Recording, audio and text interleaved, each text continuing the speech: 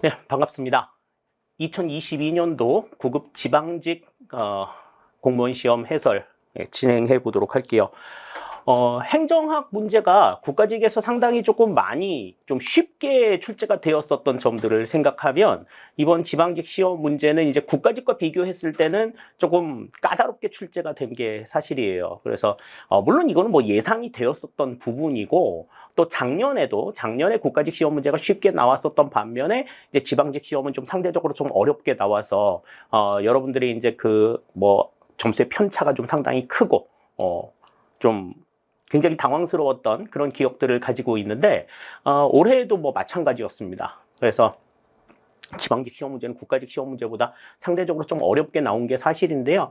그래도 우리가 이제 동형 모의고사 대비를 하면서 이제 지방직 시험 문제가 어렵게 나올 거다라고 하는 가정 아래에서 우리가 굉장히 좀 난해한 문제들을 가지고서 대비를 해왔기 때문에 뭐 동형 모의고사만 충분하게 여러분들이 이해를 하셨다고 하더라도 뭐 기본적으로 75점 이상은 뭐 무난하게 받으실 수 있었던 그런 문제이고요. 기본 이론을 좀 충실하게 좀 정리하셨다라고 하면은 뭐 85점에서 뭐 많게는 90점까지도 노려볼 수 있었을 만한 그러한 문제라고 생각이 됩니다. 까다롭기는 했지만 못 풀 문제는 아니었다라고 하는 것이 이번 시험을 통해서 뭐 느낀 하나의 어떤 감상이라고 생각을 할 수가 있겠어요. 문제를 어떻게 보느냐에 대한 훈련들이 조금 필요하다라고 하는 것을 이번 지방직 시험에서도 여실히 좀 보여줬다. 이렇게 볼 수가 있겠습니다. 그래서 앞으로는 7급하고 9급의 문제 난이도의 차이가 그렇게 크지 않을 거다라고 하는 것이 이제 좀 주요한 시사점이 될 수가 있겠고요. 그렇기 때문에 7급 대비에 좀 맞춰서 여러분들이 내용들도 좀 정리를 해주실 그럴 필요들도 좀 있겠다라고 하는 것을 다시 한번 말씀을 드릴게요. 자, 이 시간에는 이제 이번 지방직 시험이 어떻게 출제가 되었고, 그러니까 출제 영역별로 또 난이도별로 어떻게 구성이 되었는가 하는 점들을 같이 한번 생각을 해보고 또 1번부터 20번까지 전체 문제가 어떻게 출제가 되었는가 하는 것을 같이 한번 생각해 보도록 하겠습니다. 자, 우선 첫 번째로 영역별 출제 문항을 한번 살펴보도록 할게요. 그 전까지 이제 내용들을 보시면은 이제 뭐 두드러진 것이 이제 정책 이론과 행정 이론의 비중보다 이제 조직, 인사, 재무 행정의 비중이 좀 상대적으로 높아지고 있다. 특히 이제 21년도 같은 경우에는 조직, 인사, 재무 행정에서 전체 문제의 50%, 10문제가 출제가 되었다라고 하는 것이 이제 가장 좀 커다란 두드러진 특징이었어요. 근데 올해 이제 문제를 보시면 그러한 추세들이 그대로 조금 이어나가게 되면서 역시 조직인사 재무행정론에서 50%가 출제가 되는 모습들을 보여주고 있습니다. 다만 이제 좀 상대적으로 정책이론에 대한 비중이 조금 높아졌다라고 하는 것을 좀 볼 수가 있겠죠. 지방자치법이 이제 전면 개정이 되면서 특히 이제 지방직 시험에서 이 지방자치법 개정에 대한 개정 내용을 바탕으로 해서 출제가 될 여지들이 굉장히 많다고 말씀을 드렸고 또 그와 관련해가지고도 상당히 많은 문제로 우리가 트레이닝을 해봤었는데 사실 지방행정론에서는 2문제밖에 출제가 되지 않았고 또 개정된 지방자치법에 대한 언급도 지방직 시험에서는 없었어요.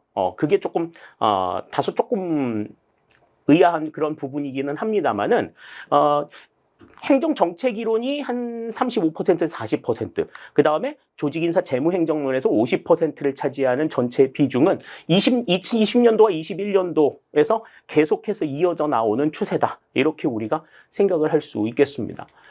자, 다음 이제 난이도를 한번 생각을 해보죠. 난이도에 맞춰서 보시면 이제 상중하로 봤을 때 전체적으로 이렇게 구성이 되어 있습니다. 한 15% 정도 상. 그 다음에 한 60% 정도가 중, 그리고 나머지 이제 25% 정도가 이제 하급의 문제가 출제가 됐는데, 국가직 시험에서는 상급의 문제는 전혀 출제가 되지 않았죠. 하지만, 지방직 시험에서는 이제 3문제 정도 출제가 된 것으로 확인이 되고 있습니다. 하지만 이 3문제의 내용이 여러분들이 보기에 막 그렇게 어려운 문제나 난해한 문제는 아니에요. 또 특히, 우리가 같이 동형 모의고사 대비한 친구들 같은 경우에는 이 상급의 문제들도 뭐 그렇게 어렵지 않게 풀 수 있는 그런 문제들도 있습니다. 9급들은 손도 못 댈 만큼의 뭐 별나라 문제 나오지 않았어요.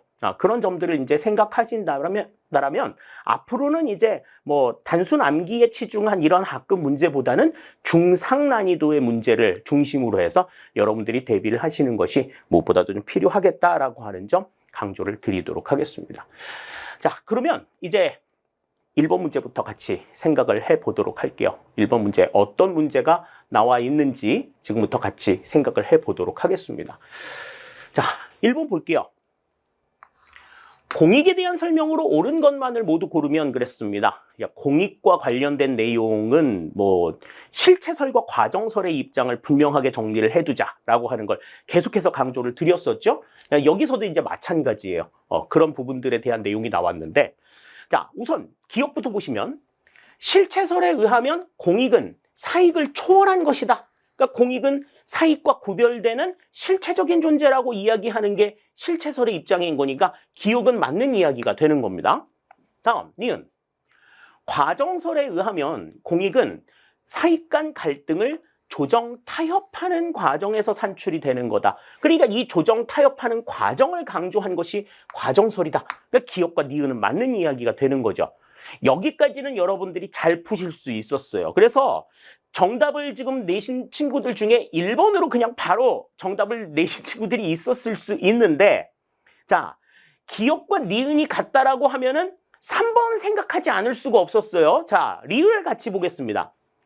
플라톤과 루소 모두 공익 실체설을 주장하였다 그랬는데, 자, 실체설을 주장한 학자와 과정설을 주장한 학자와 관련된 이야기는 우리가 이전에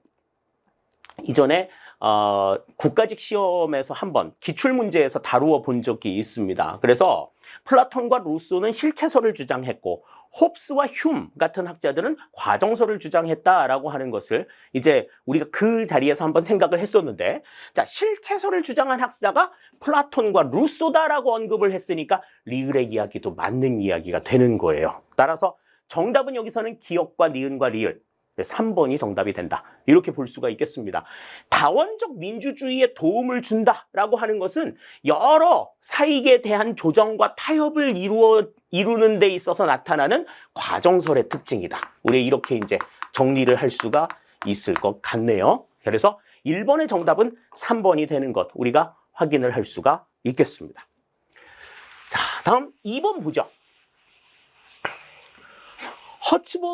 허츠버그의 욕구 충족 요인 이원론에서 위생 요인에 해당하지 않는 것은 그랬습니다.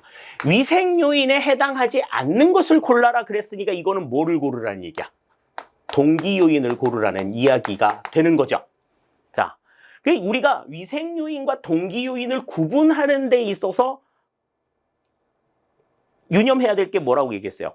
위생 요인은 겉으로 드러나. 현상이라든지 뭐 이렇게 물리적인 요소이거나 아니면은 현상이 가시적인 현상이란 말이죠. 그런데 이 동기요인 같은 경우에는 눈에 보이지 않아. 눈에 보이지 않고 좀 내면적인 가치 이런 것들을 추구하는 요소라고 말씀을 드렸어요. 그러니까 우리가 위생 요인이라고 하는 거는 어떤 것들이 있었습니까? 어떤 기관의 정책이나 감독자의 감독 방식이나 뭐 구성원 간의 어떤 대인 관계, 그 다음에 어떤 보수 체계, 보수가 위생 요인이라고 말씀을 드렸죠. 그 다음에 뭐 신분 보장이라든지 작업 조건 이런 것들이 이제 위생 요인에 해당이 된다라고 말씀을 드렸잖아요. 자, 그러면 자 1번 감독 위생 요인에 해당합니다. 대인 관계 해당하죠. 보수 해당하지만 성취감은 여기서는 동기 요인에 해당이 된다. 성취감이라든지 그 다음에 뭐 어떤 열정이라든지 내가 그걸 하고자 하는 어떤 사명감, 의지 뭐 이런 것들은 동기 요인에 해당이 되는 것들이지 위생 요인에 해당하지는 않는다. 따라서 위생 요인에 해당하지 않는 것을 골라라. 그럼 여기서는 4번이 정답이 된다. 이렇게 우리가 생각을 할 수가 있겠어요. 그러니까 위생 요인과 동기 요인을 구분하는 방법에 대해서도 말씀을 드렸었습니다. 그러니까 그 위생 요인과 동기 요인을 어떻게 구분하느냐. 가시적이고 좀 물리적인 요소들은 대부분 위생 요인에 해당이 된다. 거의 위생 요인이라고 보면 된다. 이렇게 우리가 생각을 한다면 4번이 이제 어렵지 않게 정답이 된다라고 하는 거. 성취감이라고 하는 건 드러나는 건 아니니까요. 측정이 될 수도 없는 것들이겠죠. 2번에 4번이 정답이 된다. 이렇게 볼 수 있겠습니다. 자, 다음 3번입니다. 서번트 리더십에 대한 설명으로 옳은 것만을 모두 고르면 그랬습니다. 이 서번트 리더십, 그 공직자들이 가지고 있어야 할 리더십이다. 그래서 굉장히 긴 시간 동안 강조해서 설명을 드렸던 기억이 있어요. 이 서번트 리더십이라고 하는 거는 리더가 부하들을 섬기는 자세. 그래서 우리가 이제 이 서번트 리더십을 우리말로는 이제 섬김의 리더십이다. 그렇게 이야기를 하죠. 그래서 부하들이 자신의 역량을 10분 발휘할 수 있도록 리더는 계속해서 그 부하들을 섬기는 자세에서 그 부하들을 지원해주고 그들이 어떤 성과를 낼 때까지 기다려주는, 묵묵하게 그들의 역량을 발휘해낼 수 있도록 묵묵하게 때를 기다려주는 그러한 리더십을 우리가 서번트 리더십 또는 섬김의 리더십이라고 이야기한다. 하지만 그들이 강조한, 리더가 강조하고 추구하고자 하는 바에 대해서도 지속적으로 요구해내면서 부하들이 계속해서 역량들을 발휘해낼 수 있도록 어떤 압력이라든지 압박이라든지 이런 것들을 주지 않고 꾸준하게 그들에게 기회를 부여하는 이 같은 리더십이라고 이야기를 했어요. 자, 그러면 옳은 것만을 모두 고르라고 얘기했습니다. 자, 기억 보죠. 구성원들이 공동의 목표를 이루어 나갈 수 있도록 환경을 조성하고 도와준다. 요거는 섬김의 리더십, 서번트 리더십에 해당이 되는 설명이 되겠습니다. 기억은 맞는 이야기가 되겠죠. 그러면 일단 3, 4번은 아웃이야. 자, 그러면 니은을 볼 필요가 없어요. 자, 디귿 봅니다.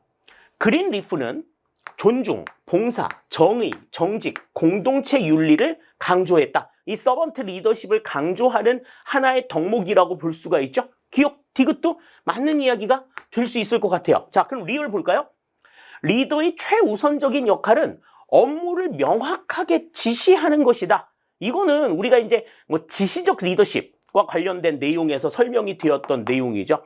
그렇기 때문에 리을은 해당이 안 된다고 볼 수 있고, 니은 같은 경우에도 보상이나 처벌을 핵심 관리 수단으로 한다라고 한 것은 이거는 우리 그냥 단순하게 거래적인 리더십에서 설명이 되는 그러한 내용이라고 볼 수가 있겠습니다. 그래서 3번에서는 이거는 기억과 디귿이 섬김 리더십에 대한, 서번트 리더십에 대한 설명에 해당이 된다. 따라서 여기서는 1번이 정답이 된다라고 하는 것을 생각을 할 수가 있겠어요. 서번트 리더십에 대한 내용도 이전에 한번 기출이 된 적이 있었던 내용이기 때문에 좀 중요하게 봐야 된다라고 말씀을 드렸었는데 이번에 다시 한번 출제가 되었다. 이렇게 볼 수 있겠습니다. 그 의미들 다시 한번 생각을 해주시고요. 자, 다음 4번입니다. 행정학의 주요 접근법, 학자, 특성을 바르게 연결한 것은 그랬습니다. 행정 이론을 공부한 상황에서 이 내용이 정리가 안 돼 있다라고 하면 이거는 조금 문제가 좀 크다고 볼 수가 있어요. 그래서 각각의 이 접근법에 대한 대표 학자와 그들이 주장했던 특징들에 대해서 우리가 좀 생각을 해볼 필요가 있는데, 자, 그러면 1번부터 보죠. 바르게 연결한 것 그랬으니까 세 개가 지금 틀린 거란 얘기죠. 자, 행정 생태론. 자, 생태론을 주장한 학자는 누구였어요? 생태론을 주장한 학자는 리그스, 가우스가 있었죠. 대표적인 학자가 리그스와 가우스야. 근데 지금 여기 나온 오스본과 게블러 같은 경우에는 누구야? 이거는 신공공관리론을 주장한 대표적인 학자죠. 그죠? 그 가운데서 이제 정부 재창조론을 강조했던 학자가 오스본과 게블러입니다. 이 생태론 같은 경우에는 환경의 요인을 중시했다라고 하는 점은 맞다고 볼 수가 있어요. 근데 지금 여기서는 학자가 지금 틀렸죠? 1번 그래서 틀린 내용이 되겠습니다. 다음 2번. 후기 행태주의. 데이비드 이스턴이 나왔는데, 행태주의에 있어서 후기 행태주의의 입장은, 자, 데이비드 이스턴도 뭐 주장을 했고, 뭐 왈도도 주장을 했고, 뭐 여러 이제 학자들이 지금 등장을 합니다. 등장을 하는데, 자, 이들이 강조를 했던 거. 일단 행태주의는 과학적 연구를 강조하지만, 자, 후기 행태주의 입장은 가치 중립적인 입장을 가지고 있지는 않았어요. 가치 지향적인 측면을 가지고 있었다. 가치 중립적인 입장을 가지고 있었던 것은 사이먼이 주장했던 고전 행태주의의 입장이다. 라고 한다면 2번의 내용도 맞는 내용은 아니다. 이렇게 볼 수가 있겠죠. 자, 다음 3번. 신공공관리론의 대표 학자로 리그스를 들었어요. 리그스는 생태론의 학자라고 말씀을 드렸죠. 그러니까 지금 여기서는 1번하고 3번이 지금 학자가 지금 위치가 바뀌어 있어야 된다. 이걸 이제 볼 수가 있겠습니다. 그래서 시장 원리인 경쟁을 도입해서 효율성을 강조했다라고 하는 게 신공공관리론의 입장이라고 볼 수가 있겠죠. 그래서 3번도 틀린 내용이 됩니다. 자, 다음 4번. 뉴 거버넌스론. 뉴 거버넌스. 거버넌스라는 말을 처음으로 쓴 학자가 로즈라고 말씀을 드렸죠. 로즈. 그래서 정부와 시장과 시민사회 간의 네트워크를 강조한다. 우리 동영 모의고사에서 맨 마지막에 이거 가지고서 장난친 문제 한 번 있었잖아요. 그죠? 의회와 관료와 이익집단 간의 협력적인 네트워크를 거버넌스라고 얘기한다. 맞다, 틀리다? 틀리다. 그 얘기 한 적이 있었는데 그 내용이 바로 이제 문제에 나온 거죠. 4번의 정답은 그래서 4번이 맞는 이야기다. 나머지 1, 2, 3번은 틀린 얘기다. 이렇게 우리가 볼 수 있겠습니다. 자, 다음 5번 볼게요. 티브 모형의 전제 조건으로 옳지 않은 것은 그랬습니다. 사실 이 티브 모형이라고 하는 것은 이제 뭐 발에 의한 투표다. 그래서 모든 지역들이 일괄적으로 똑같은 행정을 할 필요가 없다. 자신들의 여건에 맞는 특화된 행정만을 추구해서 그들이 원하는 행정 서비스로 주민들이 직접 찾아오게끔 만들자라고 하는 게 이제 티브 모형의 가장 대표적인 내용이었는데 여기에 대한 전제 조건으로 한 8가지 정도가 나왔었어요. 그래서 그 티브 모형의 전제 조건을 물어보는 문제도 우리가 동영 모의고사에서 한번 다뤄본 적이 있었습니다. 자, 티브 모형의 기본 전제 8가지가 있죠. 다수의 지역사회 존재, 완전한 정보, 지역 간 자유로운 이동, 단위단 평균 비용 통일, 외부 효과의 부존재, 배당 수입에 의한 소득, 한 가지 이상의 고정적 생산 소요, 최적 규모 추구, 뭐 이런 것들이 전제 조건이다. 이게 갖추어져야지 저 티브 모형이라고 하는 건 성립이 될 수가 있다. 그렇게 말씀을 드렸었는데 이 전제 조건에 해당하지 않는 걸 고르래. 자, 1번 시민의 이동성. 자, 시민의 이동성은 지역 간 자유로운 이동에 해당이 되는 내용이죠. 1번 맞는 이야기. 다음 2번 외부 효과의 배제, 외부 효과의 부존재 해당이 되겠죠? 이 부존재라고 하는 말을 다른 곳에다가 써가지고 여러분들을 조금 혼동시켰는데 고정적 생산 요소의 부존재라고 하는 것은 고정적 생산 요소가 한 가지 이상은 반드시 존재해야 된다라고 강조했기 때문에 이거는 맞는 이야기가 아닌 거죠. 다음 지방정부 재정 패키지에 대한 완전한 정보.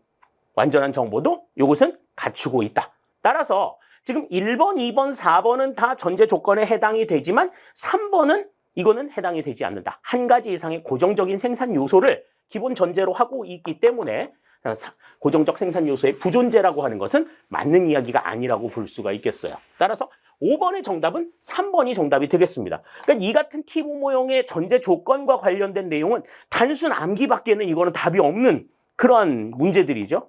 그렇기 때문에 그 내용들을 좀 많이 익혀두셨다라고 하면 답이 금방 보였을 굉장히 쉬운 문제라고 생각할 수 있겠습니다. 자, 다음 6번입니다. 관료제 병리 현상과 그 특징을 짝지은 것으로 옳지 않은 것은 그랬습니다. 자, 관료제의 병리 현상에 대해서는 뭐 여러 가지 이야기들이 나왔었어요. 뭐 법문 용례도 있었고 형식주의도 있었고 뭐 등등등등 여러 가지 얘기들이 있었는데 자, 1번부터 보죠. 할거주의. 할거주의라고 하는 건 뭐예요? 뭐 어떠한 상황에서든지 희생이 필요한 상황에서도 소속 집단의 이익만을 고집하는 이 같은 현상을 우리가 할거주의라고 얘기하죠. 그러니까 소속 집단의 이익만을 추구하기 때문에 어때? 조정이나 협조가 곤란한 문제들이 발생을 하게 된다. 1번은 맞는 이야기가 되죠. 다음 2번. 형식주의입니다. 형식주의는 번거로운 문서 처리, 우리가 이제 번문용례라고도 이야기를 했던 가장 대표적인 관료제의 병폐 현상이라고 볼 수가 있죠. 다음 세 번째, 피터의 원리입니다. 자, 이 피터의 원리는 뭐였어요? 우리 이것도 한번 이야기한 적이 있었는데, 관료는 무능력에 이르는 순간까지 지속해서 승진한다. 이게 이제 피터의 원리였죠. 그러니까 대개 보면은 이제 관료들이, 고위층 관료들은 뭘 아는 게 없어. 몰라. 무식해. 밑에 사람들이 봤을 때. 왜 그런가? 고위층의 무지를 설명한 내용이에요. 피터의 원리는. 자, 근데 관료들의 세력 팽창 욕구로 인한 기구와 인력의 증대. 그러니까 관료들이 자신들의 세력을 확장시키고 늘리기 위해서 기구와 인력을 증대시킨대. 자기 집단의 조직을 증대시키는 이 얘기는 뭐에 관한 이야기였어요? 이거는 던리비가 주장했던 관청 형성 이론에 대한 설명이죠. 그러니까 피터의 원리와는 무관한 내용이다. 따라서 3번은 틀린 내용이라고 볼 수가 있습니다. 그러니까 피터의 원리가 무슨 의미인지 요거를 분명하게 일단 아셨다라고 하면은 이 6번의 문제는 답이 금방 보였을 거고요. 또 뭐 피터의 원리하고 파킨슨의 원리하고 헷갈렸어요. 파킨슨의 원리하고 헷갈렸다고 하더라도 이 공무원의 수가 아무런 행정 수요와 무관하게 증가한다라고 하는 게 파킨슨의 원리인데 그 내용도 이 내용하고는 좀 상관이 없는 내용이죠. 3번은 아니다. 다음 4번. 전문화로 인한 무능입니다. 이거는 한정된 분야의 전문성 강조로 타 분야에 대한 이해력이 부족하다. 이거는 이제 우리가 훈련된 무능이라고도 이야기를 했었죠. 관료제의 병리 현상에 해당이 된다. 따라서 6번의 정답은 여기서는 3번이 되는 거 우리가 확인할 수가 있겠습니다. 그러니까 피터의 원리 같은 경우에는 사실 좀 생소하게 들렸을 사람들도 있어요. 공부가 조금 좀 덜 됐다라고 하면. 그런데 어떠한 의미를 가지고 있는가 하는 것들 분명하게 그런 원리들 정리를 해 놓으셨다라고 하면 6번 문제도 그렇게 어려운 문제는 아니었다라는 생각이 듭니다. 자, 다음 7번입니다. 정책 집행 연구 중 상향적 접근 방법으로 옳은 것만을 모두 고르면 그랬습니다. 자, 이 상향적 접근 방법 같은 경우에는 우리가 심화 시간에 이러이러한 이론들이 있어 라고 하는 내용들에 대한 소개까지도 해드렸던 내용인데요. 자, 첫 번째, 엘모어의 후방향적 집행 연구, 그러니까 후방적 접근이라고 했던 내용이 이제 가장 대표적인 상향적 접근 방법에 해당이 되겠죠. 자, 다음, 니은. 사바티오와 메스메니언의 집행 과정 모형. 사바티오와 메스메니언의 집행 과정 같은 경우에는 효과적인 정책 집행을 하기 위해서 어떠한 요건들이 있어야 된다라고 하는 것들을 설명한 내용이었는데 이 사바티오와 메스메니언의 집행 과정 모형은 대표적인 하향적 접근 방법이다. 이렇게 볼 수가 있고. 다음, 디귿, 립스키의 일선 관료제. 이거는 뭐 너무나도 잘 아시죠?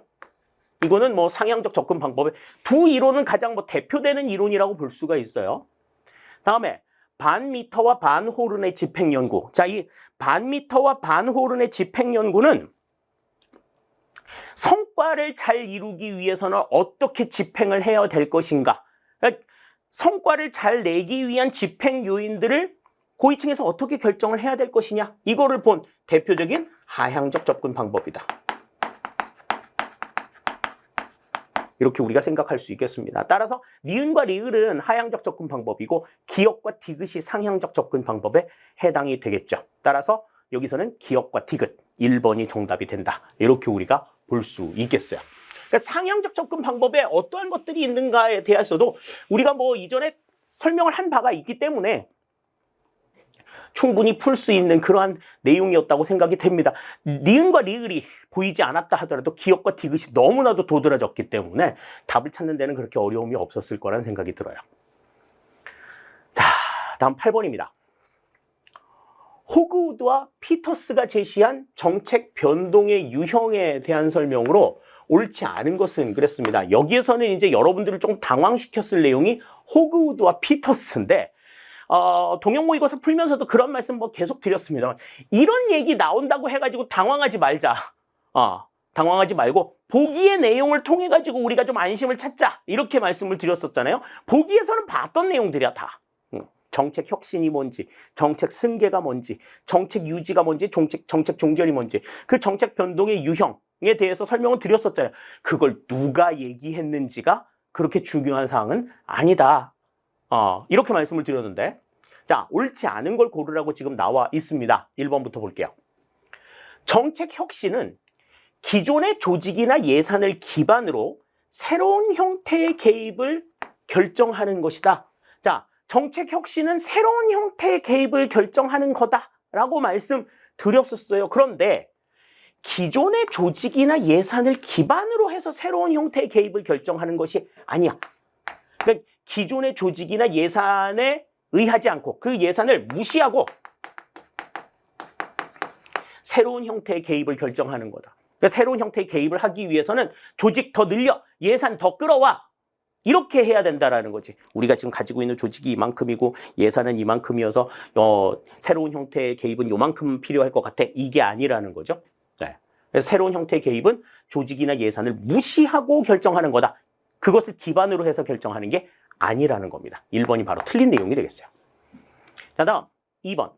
정책 승계는 정책의 기본 목표는 유지하되 정책을 대체 또는 수정하거나 일부는 종결하는 거다. 그러니까 대체하거나 종결하는 그러한 수순으로 이루어진다라고 하는 것 설명을 드렸었죠. 2번 맞는 이야기고요. 다음 3번. 정책 유지는 기본 정책의 골격을 유지하면서 정책 수단의 부분적인 변화만 이루어지는 것이다. 그러니까 은행에서 비대면 서비스 할 때 ATM 그 텔레뱅킹 하다가 인터넷 뱅킹 하다가 지금 모바일 뱅킹으로 수단만 바뀌지만 정책이 가지고 있는 기본 골격은 유지하고 있는 이 같은 상황이 정책 유지에 해당이 된다고 말씀을 드렸죠. 다음 4번. 정책 종결은 다른 정책으로의 대체 없이 기존 정책을 완전히 중단하는 것이다. 버스카드 충전할 때 5% 더 줬었는데 이제 버스카드 보급이 끝나고 나니까 그거 없앤 거. 이게 이제 대표적인 예라고 말씀을 드렸어요. 2, 3, 4번은 이제 다 맞는 이야기인데 1번은 지금 예산과 관련된 것을 기반으로 한 내용이라고 설명을 했기 때문에 8번의 정답은 1번이 된다. 이렇게 우리가 생각할 수 있겠습니다. 그러니까 이런 사람들의 이름이 나왔을 때 사람들의 이름이 중요하면 수업 시간에도 말씀을 드려요. 그런데 저런 사람의 이름이 안 나왔어. 사람의 이름이 안 나왔다라고 하면은 이거는 그렇게 중요한 내용은 아니다. 보기를 통해 가지고 우리가 생각해도 충분하게 풀 수 있는 내용이다라고 생각을 하셔야 된다라는 거죠. 그러니까 그러한 변수들이 등장을 했을 때 당황하지 않고 보기부터 살펴서 내용들을 조금 보는 그런 자세들이 필요하다라고 하는 것 다시 한번 강조를 드리겠습니다. 자, 다음 9번입니다. 조직 문화의 경쟁 가치 모형에 대한 설명으로 옳지 않은 것은 그랬습니다. 사실 이 경쟁 가치 모형, 퀸과 로보의 경쟁 가치 모형은 조직 문화에 대해서 설명드린다기보다는 조직의 효과성 모형이었죠.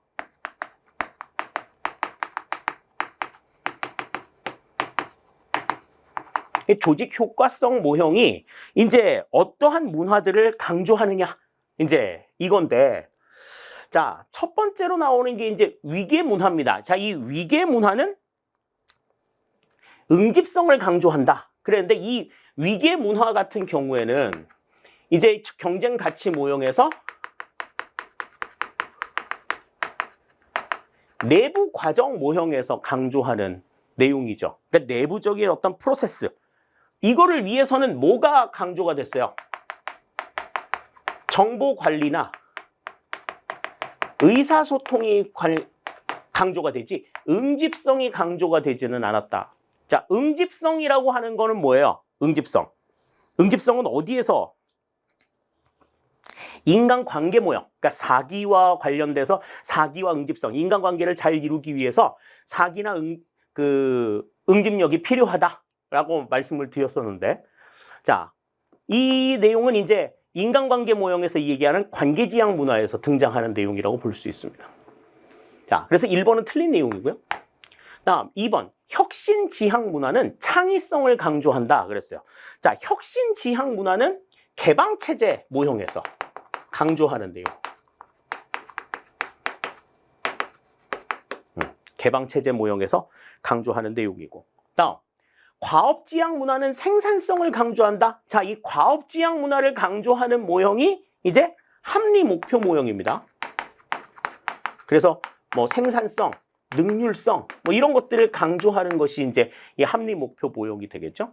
다음 관계지향 문화는 사기유지를 강조한다. 자, 이 관계지향 문화는 아까도 말씀을 드렸지만 인간관계 모형을 통해서 강조가 되는 내용이다. 그러니까 조직 효과성 모형의 각각의 모형이 어떠한 문화를 지향하느냐에 대한 내용들이 지금 연장이 되어서 지금 나와 있는 내용이에요. 그래서 조직 효과성 모형의 각 모형을 이해를 하셨다라고 하면 유추해서도 조금 내용들을 좀 볼 수 있었을 그러한 문제인데, 아무리 봐도 위계 문화가 위계 질서를 강조하는 문화가 응집성을 강조한다는 이야기는 다소 조금 말이 앞뒤가 안 맞는다. 그걸 모른다 하더라도 그렇게 우리가 좀 볼 수 있는 내용이에요. 그래서 9번의 정답은 여기서는 1번이 정답이 되는 것 우리가 확인을 할 수가 있겠습니다. 난이도는 조금 높은 문제였어요. 이번 시험 문제 가운데서 가장 여러분을 조금 당황시키지 않았을까 하는 싶은 문제가 바로 이 9번 문제이지 않았을까 싶습니다. 자, 다음 10번입니다. 2015년 공무원 연금 개혁에 대한 설명으로 옳지 않은 것은 그랬습니다. 와, 진짜 2015년 몇 년 전이에요. 벌써 지금 7년 전 내용이 나와 있죠. 왜 그러냐면 이 7년 전의 내용이 이제 지금부터 적용이 되기 때문에 그렇습니다.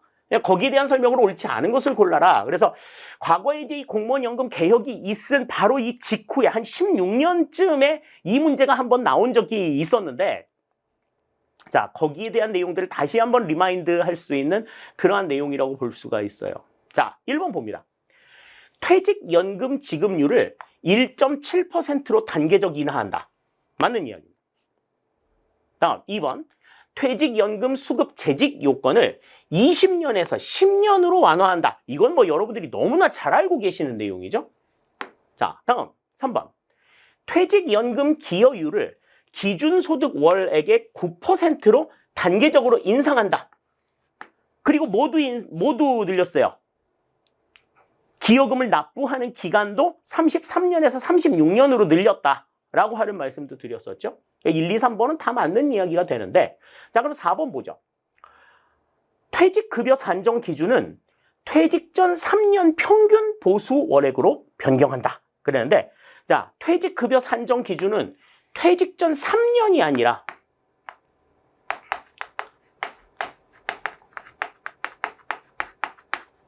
총 재직 기간의 평균 보수 원래액으로 변경이 되었다. 이게 그래서 4번이 지금 틀린 내용이 된다. 이렇게 볼 수 있겠어요. 10번의 정답은 여기서는 4번이 된다. 각각의 이 공무원 연금이 연금 개혁이 어떻게 이루어졌느냐라고 하는 것을 우리가 이제 생각하시면서 이 내용들 다시 한번 봐두시죠. 뭐 이것 때문에 뭐 공무원 뭐 응시율이 뭐 경쟁률이 떨어지고 있다 뭐 이런 이야기들도 하는데, 뭐 그거는 그들 나름대로의 사정이라고 생각을 해 둡시다. 자, 다음 11번 봅니다. 특별시 광역시의 보통세와 도의 보통세에 공통적으로 속하는 세목만을 모두 고르면 그랬습니다. 자, 이거는 뭐 저하고 같이 수업을 들으신 친구들은 이 문제 틀리면 안 돼.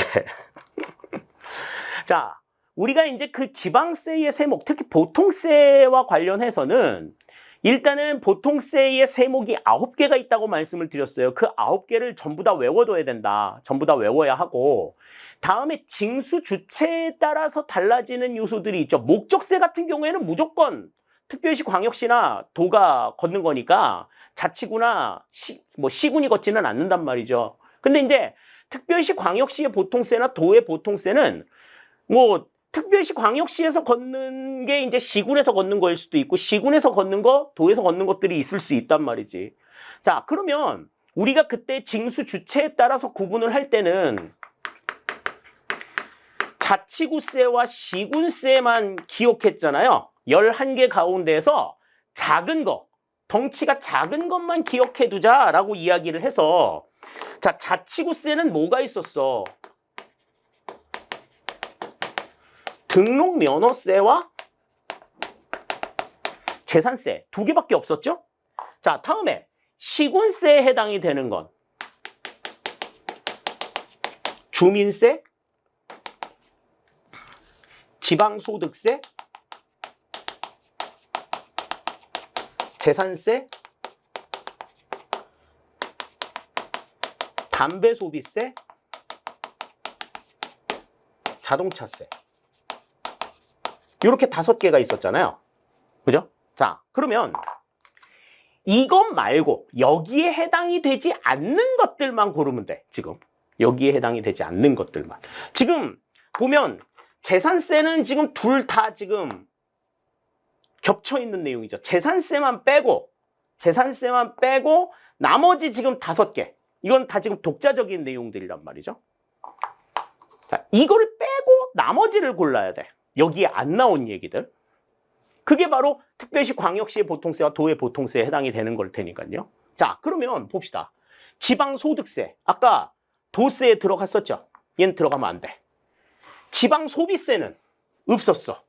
지방소비세 들어가겠죠. 주민세는 시군세에 들어가 있죠. 얘도 들어가면 안 돼. 레저세 없었어. 재산세는 2군데 다 들어갔지. 들어가면 안 돼. 취득세는 어디든지 없었어. 그러니까 이것만 기억해 놓고 있으면 못 풀 문제가 없다라고 말씀을 드렸죠. 여기서도 마찬가지예요. 정답 그래서 니은, 리을, 비읍 3번이 정답이 됩니다. 3번이 정답. 이러한 형태로도 그러니까 단순하게 뭐 도세에 해당이 되는 건 뭐고 시군세에 해당이 되는 건 뭐고 그다음에 특별시 광역시세에 해당이 되는 건 뭐고 자치구세에 해당이 되는 건 뭐다. 이렇게 딱딱딱딱 구분 지어가지고만 암기할 일이 아니라고 말씀을 드렸어요. 기초자치단체, 광역자치단체 구분 지어가지고 공통적으로 들어가는 거 이런 거 생각해야 된다라고 말씀을 드렸었죠. 그래서 그때 그 설명드리기를 이 재산세 같은 경우에는 기초자치단체에서 납부하는 기초자치단체에서 공통적으로 쓰는 거고 취득세 같은 경우에는 광역자치단체에서 공통적으로 쓰는 거다. 뭐 이런 이야기들 했었어요. 그러니까 지금 이거는 징수 주체가 광역자치단체인 보통세만 골라라. 3가지가 되는 거죠. 3번이 그래서 정답이 된다. 저하고 같이 공부하신 분들은 이 11번 문제 틀리시면 안 되는 거야. 뭐 풀었던 친구들 얘기 들어보니까 뭐 그 노래 부르면서 풀었다고 얘기하시던데 고마워요. 난이도 굉장히 높은 다른 친구들이 봤을 때는 난이도 굉장히 높은 문제였겠지만 우리가 봤을 때는 그게 그렇게 높은 문제가 아니었을 거다. 그렇게 보실 수 있는 거죠. 자, 다음 12번 봅니다. 정부 회계에 대한 설명으로 옳지 않은 것은 그랬습니다. 옳지 않은 걸 고르래요.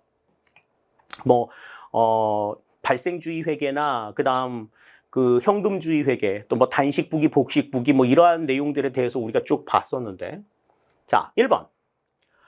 국가회계는 디브레인 시스템을 통해 지방자치단체 회계는 이호조 시스템을 통해 처리된다. 처리가 되는 시스템이에요. 디브레인 시스템과 이호조 시스템. 우리가 이제 그 지방재정이 공개가 되는 부분에 있어서는 지방재정 365를 통해서 공개가 된다고 얘기를 했었는데 지방자치단체 회계 처리를 이루는 시스템, 이호조 시스템이 있습니다. 다음, 재무회계는 현금주의 단식부기 회계 방식이, 예산회계는 발생주의 복식부기 방식이 적용된다. 그랬는데 현금주의 단식부기 회계 방식이 적용이 되는 것이 재무회계가 아니라 예산회계고 재무회계는 발생주의 복식부기가 이루어지죠. 그러니까 재무회계는 발생주의 복식부기의 방식이 예산회계는 현금주의 단식부기의 방식이 적용된다. 바뀌어 있어야지 맞는 이야기가 되는 겁니다. 2번 틀린 이야기. 다음 3번. 발생주의에서는 미수수익이나 미지급금을 자산과 부채로 표시할 수 있다. 그렇죠? 받아야 되는데 못 받은 돈 자산으로 처리할 수 있어. 미지급금. 줘야 되는데 안 주고 가지고 있는 돈. 이거는 내 돈이 아니잖아요. 부채로 표시를 할 수가 있는 거죠. 맞는 이야기. 다음 4번. 재무제표는 거래가 발생하면 차변과 대변 양쪽에 동일한 금액으로 이중 기입하는 복식 부기 방식을 채택하고 있다. 맞는 이야기죠. 따라서 지금 12번에서는 여기서는 2번이 정답이 되는 것 우리가 확인을 할 수가 있겠습니다. 뭐 정부 회계에 대한 내용이 어떻게 이루어지고 있다라고 하는 걸 우리가 파악만 하고 있더라도 이 문제를 푸는 데는 그렇게 어려움은 없었으리라는 생각이 드네요. 자, 다음 13번입니다. 정부위원회에 대한 설명으로 옳은 것만을 모두 고르면 그랬습니다. 자, 이 위원회 조직 같은 경우에는 여러 위원들이 합의를 해서 어떤 내용들을 결정하는 이 같은 특징들을 가지고 있죠. 그렇기 때문에 이 정부위원회와 관련된 내용들은 정부위원회 같은 경우에는 사실 민주적으로 결정을 할 수는 있으되 어떤 결정 결과에 대해서 책임을 지는 것은 그렇게 조금 뚜렷하지 않다. 뭐 이런 말씀 드렸었는데, 자, 옳은 것만을 고르래요. 기억부터 봅니다. 책임성이 결여될 수 있다. 그 위원회 조직의 가장 대표적인 문제점이죠. 기억 맞는 이야기입니다. 다음, 니은. 자문위원회는 업무가 계속성, 상시성이 있어야 한다. 근데 자문위원회 같은 경우에는 그냥 자문이 필요할 때만 구성이 되어서 운영이 되면 돼요. 그러니까 계속성, 상시성까지는 필요가 없어. 계속성, 상시성이 필요한 것은 자문위원회가 아니라 행정위원회가 되겠죠. 그죠? 중앙정부로 구성이 되어 있는, 중앙행정기관으로 구성이 되어 있는 위원회들이 있잖아요. 우리 지금 리을에 나와 있는 방송통신위원회, 공정거래위원회 이런 것들이 이제 계속성, 상시성을 가지고 있는 행정위원회고, 자문위원회 같은 경우는 자문이 필요할 때만 운영이 된다. 이렇게 보시면 되겠습니다. 다음, 민주성을 제고하는 장점이 있다. 민주성 제고 가장 큰 특징이라고 말씀을 드렸어요. 지금 맞는 이야기고. 다음, 방송통신위원회, 공정거래위원회, 국민권익위원회, 금융위원회, 개인정보보호위원회, 원자력안전위원회는 중앙행정기관이다. 개인정보보호위원회가 이제 위원회 조직 가운데서 중앙행정기관으로 추가가 되었다라고 하는 말씀도 드렸었는데요. 리을도 맞는 이야기가 된다. 따라서 기역과 디귿과 리을이 여기서는 정답이 된다. 따라서 13번의 정답은 4번이 된다. 이렇게 볼 수 있겠습니다.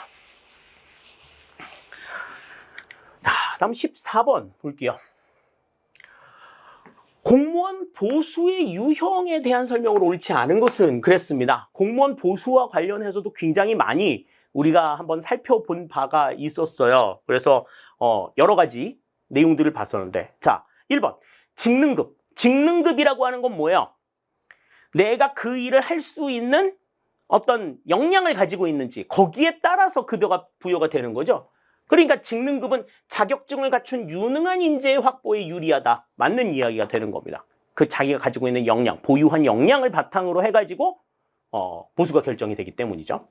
다음 2번 연공급은 근속 연수를 기준으로 하는 급여죠. 근속 연수를 기준으로 하기 때문에 전문 기술 인력 확보에 유리하다 그랬는데, 근속 연수를 기준으로 하기 때문에 요즘과 같이 복잡 다양한 상황에서 필요로 하는 전문 기술 인력 확보에는 다소 좀 불리해요. 외부에 얼마나 쓸만한 역량 있는 사람들이 많은데 이 사람들을 써. 그러니까 연공급 같은 경우에는 그냥 근속 연수를 바탕으로 해서 주기 때문에 전문 기술 인력 확보에는 불리하다. 2번 틀린 얘기가 됩니다. 다음 3번 직무급은 동일 노동에 대한 동일 임금이라는 합리적인 보수 책정이 가능하다. 그렇죠. 어려운 일을 하면은 그 일의 책임이라든지 난이도에 따라 가지고 급여가 부여가 되기 때문에 동일 노동에 대한 동일 임금이라는 보수 정책이 이루어질 수 있고, 다음 성과급은 결과를 중시하며 변동급의 성격을 갖는다. 성과가 높으면 많이 받고 적으면 적게 받는 이 같은 움직임이 있을 수 있는 거죠. 따라서 14번의 정답은 여기선 2번이 정답이 된다. 직능급, 연공급, 직무급, 성과급이 무엇을 의미하는가만 분명히 아셨다라고 하면은 이 문제 그렇게 어려운 문제 아니었어요. 충분히 풀 수 있는 문제였다. 이렇게 생각하시면 되겠습니다. 자, 다음 15번입니다. 다음은 국가재정법상 예비타당성 조사에 대한 내용이다. 가와 나에 들어갈 숫자로 옳은 것은 그랬습니다. 이 문제 보시자마자 굉장히 반가워하셨을 분들이 있어요. 우리가 유사한 문제를 우리가 동형 모의고사에서 봤기 때문이죠. 자, 내용 보겠습니다. 기획재정부 장관은 총 사업비가 가억 원 이상이고 국가의 재정 지원 규모가 나억 원 이상인 신규 사업으로서 건설공사가 포함된 사업 등에 대한 예산을 편성하기 위하여 미리 예비타당성 조사를 실시하고 그 결과를 요약하여 국회 소관상임위원회와 예산결산특별위원회에 제출하여야 한다. 그랬습니다. 이거는 다른 시험에서도 상당히 많이 언급이 되었었던 부분이기는 한데, 자, 예비타당성 조사의 대상 사업은 어떤 거였어요? 총 사업비가 500억 원 이상. 그러니까 가에 들어갈 말은 500이 되겠죠? 다음, 국가의 재정 지원 규모가, 그러니까 국고 지원 규모가 300억 원 이상인 신규 사업이다. 그래서 가에 들어갈 말은 500, 나에 들어갈 말은 300이 정답이에요. 따라서 이거는 보기 길게 나오고 그랬었지만 문제가 뭘 생각을 하게끔 만드는 문제가 아니야. 그냥 단순하게 이것만 기억하고 있었으면 정답 4번이다. 바로 낼 수 있는 문제가 되는 거죠. 15번의 정답은 그래서 4번이 정답이 된다. 나머지 틀린 문제들에 대해서는 생각할 여지도 없어. 생각할 것도 없어. 이거 아니면 다 틀린 거다. 이렇게 보시면 되는 거예요. 15번의 정답 4번이 되겠습니다. 자, 다음 16번입니다. 공직자윤리법상 재산 등록 의무자로 옳지 않은 것은 그랬어요. 이 재산 등록 의무자와 관련해서는 이제 바뀐 법률의 내용이 있었죠. 그래서 부동산 관련 업무에 종사하는 공직자는 직급에 관계없이 재산 등록 의무자로 지정이 된다. 그 얘기가 나오는 줄 알았는데 그 얘기는 안 나왔어. 그 얘기는 안 나오고 그냥 일반적으로 그 공직자윤리법 3조에 나와 있는 재산 등록 의무자에 대한 내용이 나와 있습니다. 자, 공직자윤리법 3조에 보시면 법관 및 검사 재산 등록 의무자에 해당이 됩니다. 다음, 두 번째. 소령 이상의 장교 및 이에 상당하는 군무원, 그랬는데 군 공무원의 경우에는 소령 이상이 아니고 대령 이상입니다. 대령 이상의 장교 및 2에 상당하는 군무원. 2에 상당하는 군무원이라고 하면 2급 이상의 군무원을 얘기해요. 2급 이상의 군무원은 재산 등록 의무자에 해당이 된다. 다음 3번. 총경 이상의 경찰 공무원과 소방정 이상의 소방 공무원도 재산 등록 의무자고 4급 이상의 일반직 공무원에 상당하는 보수를 받는 별정직 공무원도 재산 등록 의무자에 해당이 된다. 따라서 16번의 정답은 여기서는 2번이 정답이 된다고 볼 수가 있습니다.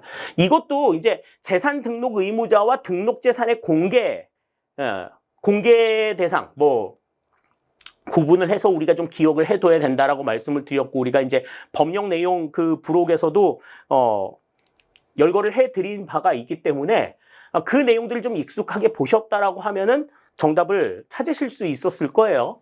근데 이제 새롭게 바뀐 내용들이 아니고 기존에 조금 묵은 내용들이 나왔다라는 게 우리한테는 조금 다행스러운 일이어야 할까요? 그죠? 네. 새로운 내용들은 아니었습니다. 16번의 정답 2번이 되겠고요. 자, 다음 17번입니다.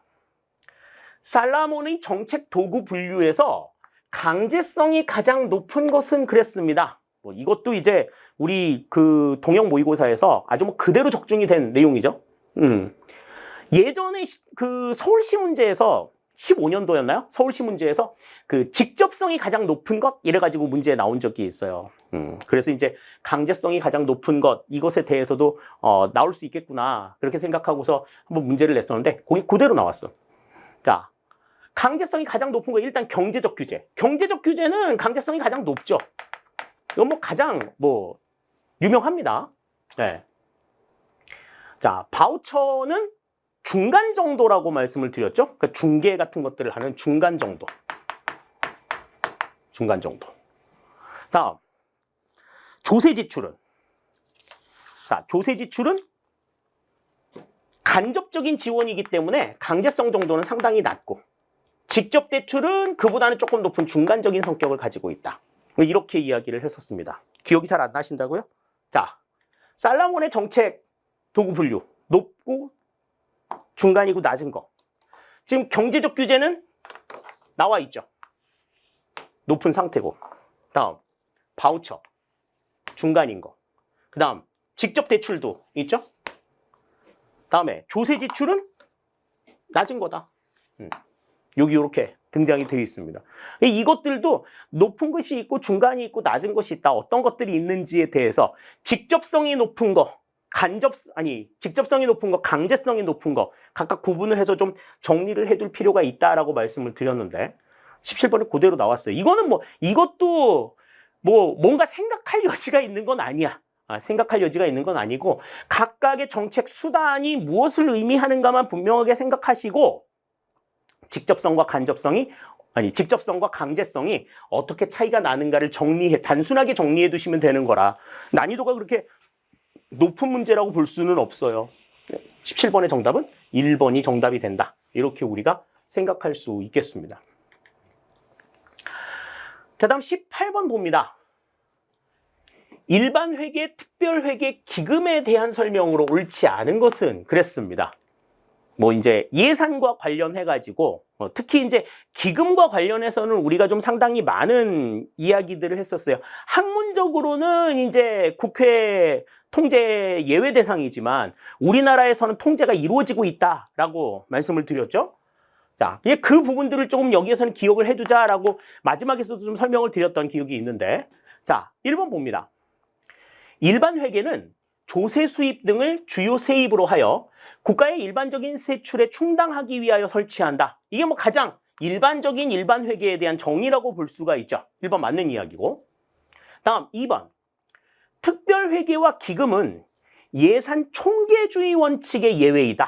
그랬는데 특별 회계와 기금이 전통적 예산 원칙이 예외에는 해당이 됩니다. 그런데 예산 총계주의 원칙이 아니라 예산의 통일성의 원칙과 단일성 원칙의 예외죠. 특별회계와 기금은. 자, 그러면 지금 여기 나와 있는 대로 예산 총계주의 원칙의 예외에 해당이 되는 거는 뭐가 있었어? 현물 출자나 전대차관이나 수입 대체경비 같은 것들이 예산 총계주의 원칙의 예외에 해당이 되는 거다. 예산에 포함이 되지 않고 나오는 것들이죠. 그러니까 이거는 지금 예산 총계주의 원칙이라기보다는 통일성과 단일성 원칙의 예외에 해당이 된다. 이렇게 이제 우리가 봐야 된다는 거죠. 다음 3번. 일반회계, 특별회계, 기금 모두 국회로부터 결산의 심의 및 의결을 받아야 한다. 맞는 얘기죠. 그죠? 예결산 심의 의결 전부 다 받습니다. 다음 4번. 일반회계와 특별회계는 전쟁이나 대규모 재해가 발생한 경우 추가 경정 예산을 편성할 수 있다. 추가 경정 예산 편성 사유의 제일 첫 번째 내용이 전쟁이나 사변 또는 대규모 재해가 발생한 경우라고 명시가 되어 있죠. 4번도 맞는 이야기가 되겠어요. 따라서 18번의 정답은 2번이 되는 것 우리가 알 수가 있겠습니다. 자, 다음 19번입니다.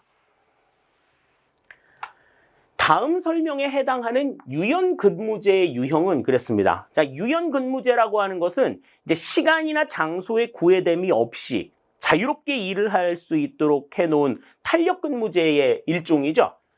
자, 여기 지금 보기에 어떤 것들이 나와 있는지 봅시다. 자, 1번.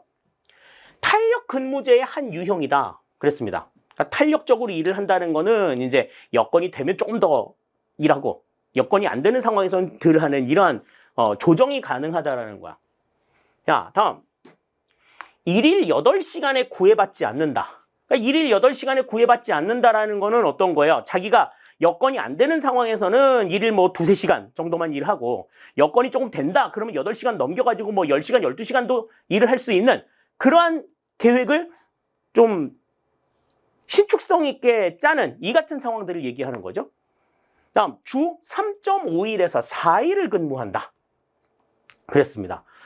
자, 주 3.5일에서 4일. 그러니까 주 5일보다는 조금 적은 시간을 근무를 하는 거예요. 하지만 어떻게 하자는 거야? 이거는 하지만 주 40시간은 채우자라는 거죠. 그러니까 날짜가 적다고 해가지고 40시간을 일을 안 하는 건 아니다. 자, 그러면 1번 봅니다. 재택근무형. 재택근무형은 이거는 집에서 근무하는 거죠.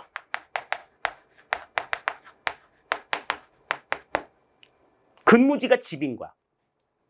다음 2번 집약근무형. 이 집약근무형이라는 게 뭐야? 자기가 일을 할 수 있는 여건이 되는 시간에 몰입해서 일을 할 수 있도록 시간을 조절할 수 있는. 지금 보기에서 설명하는 내용이 이 집약근무형과 비슷한 내용이 될 수가 있고요. 다음 시차 출퇴근형. 시차 출퇴근형이라고 하는 것은 다른 사람들과 균일한 출근 시간을 갖지 않는 거예요. 그러니까 뭐 1시간 늦게 출근했다가 1시간 일찍 퇴근한다라든지 뭐 아니면은 나는 뭐 어떻게 9 to 6 하지 않고 7 to 4 하겠다. 7시에 출근해가지고 4시에 퇴근하겠다라든지 이렇게 다른 사람들과 이 출퇴근에 시간차를 두는 그 같은 유형이 시차 출퇴근형이고, 다음 근무시간 선택형이라고 하는 것은 근무 시간 자체를 정하는 거죠. 고정된 근무 시간 말고 좀 유연하게 일을 하기 위해서 나는 언제 일을 하겠다. 다른 사람들보다 좀 적은 시간 일을 한다고 하더라도 어떻게 근무 시간 자체를 나는 주 40시간 아니고 뭐 주 35시간만 일하겠다든지 이렇게 결정하는 유형이 근무시간 선택형이 되겠습니다. 따라서 지금 보기에 설명에 나와 있는 내용은 여기서는 2번이 정답이 된다. 이렇게 우리가 볼 수가 있어요. 1일 8시간에 구애받지 않고 주 3.5일에서 4일을 근무하지만 주 40시간만 채우면 돼. 그러니까 자기가 여건이 되는 상황에 몰입해서 일할 수 있는 그러한 상황들을 만들어 나가는 거죠. 19번의 정답은 그래서 2번이 정답이 되겠어요. 자, 다음 20번입니다.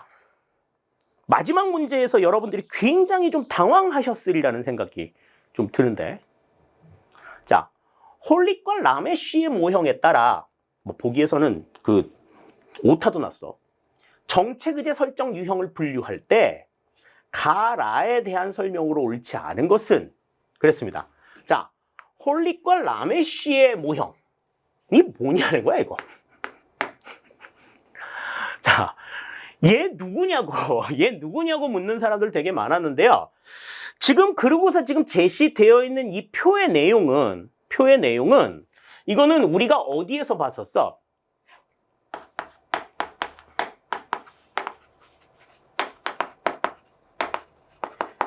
정책의제 설정 모형 가운데서 메이의 모형입니다. 메이의 모형인데 이 메이가 이 모형을 이야기한 것은 91년도예요. 91년도고, 자, 저 홀릿과 라메쉬는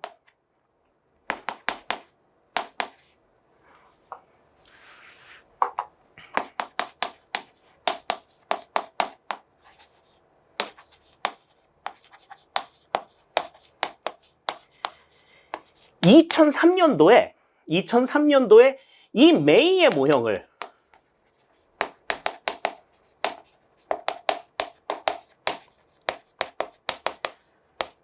도식화해서 자신들의 저서에 실어요. 그러니까 메이의 모형이 이렇다. 그래가지고 이 모형을 메이는 자신이 처음으로 그 논문을 발표했을 때 자신의 모형을 이렇게 도식화하지 않았어.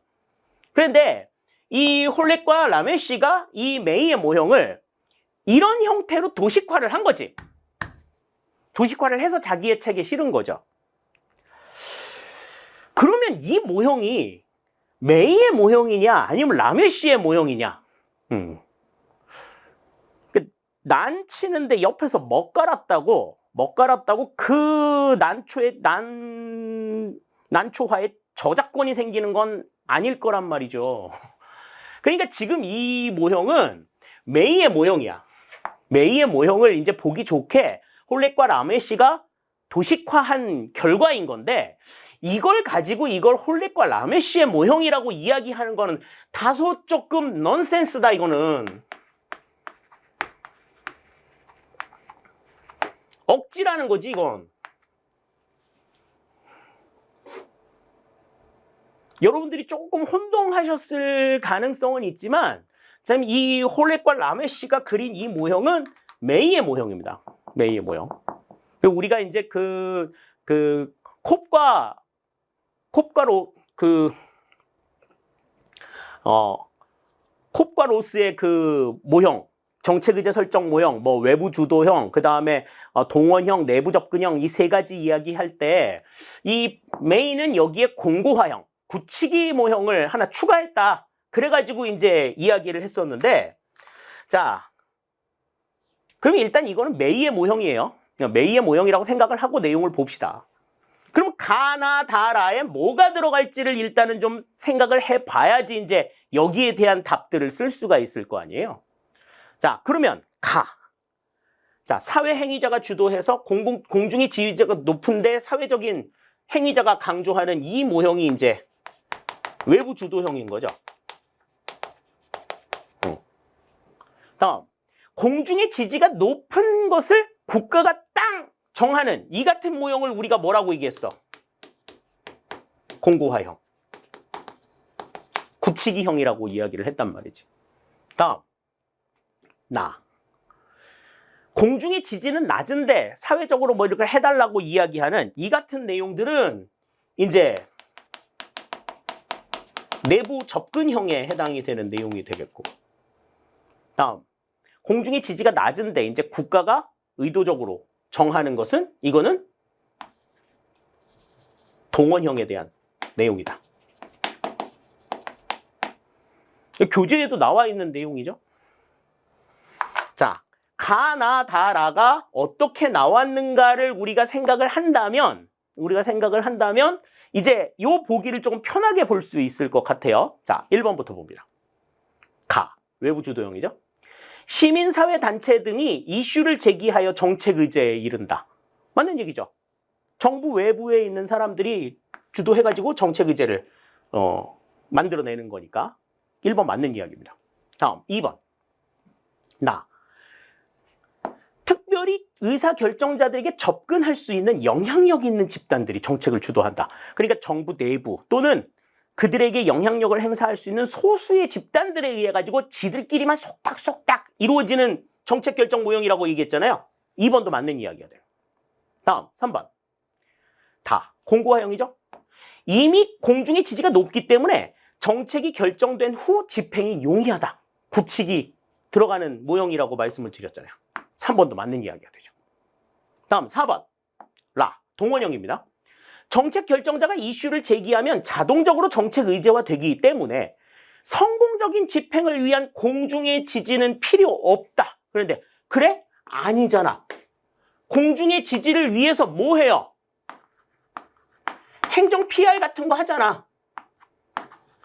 행정 PR이나 홍보 같은 것들을 해가지고 국민들의 참여를 이끌어내는 모형이 동원형이잖아요. 4번은 해당이 안 된다. 따라서 20번의 정답은 여기선 4번이 된다. 이렇게 볼 수 있겠습니다. 그러니까 지금 이거는 대상자가 누구냐에 대한 혼동이 있었을 뿐 그냥 제껴놓고 표에 대한 내용들만 가지고서 보셨으면 이게 각각 어떤 모형이다 라고 하는 것들을 생각할 수 있는 그러한 문제이기는 했어요. 다만 이제 저 내용이 너무 이제 좀 임팩트가 좀 심해서 좀 충격을 받은 친구들이 되게 많이 있었던 것 같은데 이것은 홀릿과 라메쉬가 도식화한 메이의 모형이다. 그렇게 이해를 해두셔야 될 것 같습니다. 20번의 정답은 4번이 정답이 되겠어요. 자, 이렇게 해서 우리가 22년도 9급 지방직 공무원 시험 기출문제풀이를 진행을 해봤습니다. 20문제까지 푸시면서 어땠나요? 문제를 물어보는 그 기술은 상당히 좀 높아졌지만 그렇다고 우리가 막 못 풀 문제, 손도 못 댈 문제가 나온 것은 아니었다. 난이도가 조금 높은 문제들은 몇 문제 있었지만 그래도 유추해서 풀 수 있는 수준이었음을 감안한다라고 하면 뭐 80에서 85점 정도는 최소 좀 무난하게 나왔을 그런 문제여야 되지 않느냐. 만약에 그 정도의 점수가 아니었다라고 하면은 내가 내용 정리나 좀 기본적인 그 이론의 이해들을 다시 한번 조금 해야 되지 않겠나라고 하는 것들 생각하셔야 될 것 같습니다. 작년에 비해서도 조금은 까다롭게, 다소 조금 까다롭게 나온 그런 정도의 문제였지만 뭐 합격의 점수에 그렇게 크게 영향을 미치는 상황들은 아니었으리라는 생각이 들고요. 뭐 또 행정학만 가지고 뭐 당락이 결정이 되는 그러한 상황들은 아닐 상황이기 때문에 또 그러한 점들을 감안한다고 하더라도 이 행정학 때문에 평균 점수가 떨어진다든지 뭐 총점이 뭐 손해를 본다든지 뭐 이러한 상황들은 그렇게 크지는 않았으리라는 생각이 듭니다. 그런 점들 유념하시고 여러분들이 내용 정리라든지 또 뭐 점수 관리, 점수를 보는 데 있어서 어떻게 해야 될 것인가 하는 부분에 대해서는 조금 잘 고민을 해 두시죠. 20번 같은 경우에는 다소 이제 그 학자의 이름이 조금 억지를 쓴 그런 부분들은 있지만 그렇다고 문제를 푸는데 그게 지장이 초래가 될 그런 상황들은 아니었다. 문제를 푸는데 그 상황이 지장이 되었다라고 하면은 여러분들이 암기 중심으로 대비를 하셨다라고 하는 절대적인 근거예요. 계속해서 말씀드리지만 암기는 지양하시고 이해를 중심으로 내용을 보셔야 한다라고 하는 점 계속해서 강조를 드리겠습니다. 자, 해설 강의 여기서 모두 마무리를 짓도록 하겠습니다. 저는 이제 수업에서 여러분들 계속해서 만나도록 할게요. 여러분들 긴 시간 동안 보시느라고 수고 많으셨습니다. 수업 마칩니다. 감사합니다.